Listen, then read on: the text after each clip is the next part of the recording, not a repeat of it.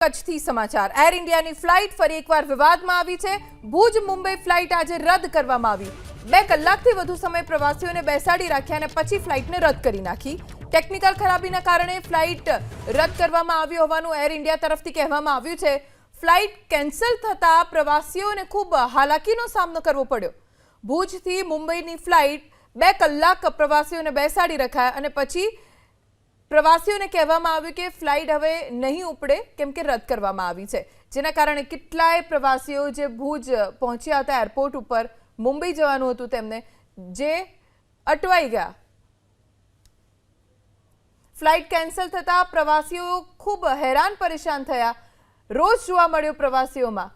કચ્છમાં એર ઇન્ડિયાની ફ્લાઇટ કયા કારણોસર રદ કરવામાં આવી છે તેની કોઈ સ્પષ્ટ જાણકારી નથી, પણ એર ઇન્ડિયા તરફથી એવો દાવો કરવામાં આવ્યો છે કે કોઈ ટેકનિકલ ખરાબીના કારણે ફ્લાઇટને રદ કરવામાં આવી છે। વધુ જાણકારી અમારા સંવાદદાતા હર્ષદ ઠાકુર પાસેથી પ્રાપ્ત કરીશું। હર્ષદ, કોઈ વિગતો પ્રાથમિક પ્રાપ્ત થઈ છે ખરી કે પ્રવાસીઓને શું કહેવામાં આવ્યું છે કારણ ફ્લાઇટ રદ થઈ તેનું?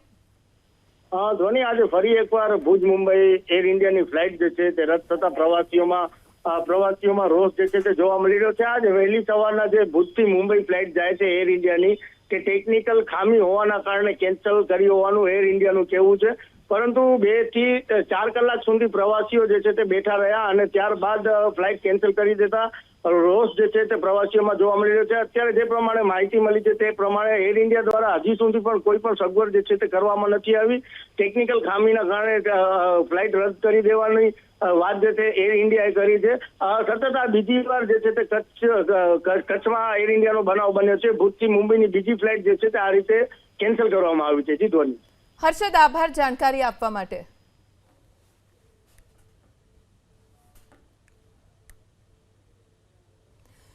કચ્છમાં ઘણા બધા એવા ગુજરાતીઓ છે કે જેઓ મુંબઈમાં જઈને વસ્યા છે। જ્યારે તહેવારો આવે એટલે તેઓ વતનમાં આવતા હોય છે। અનેક એવા લોકો કે જે અટવાઈ ગયા છે।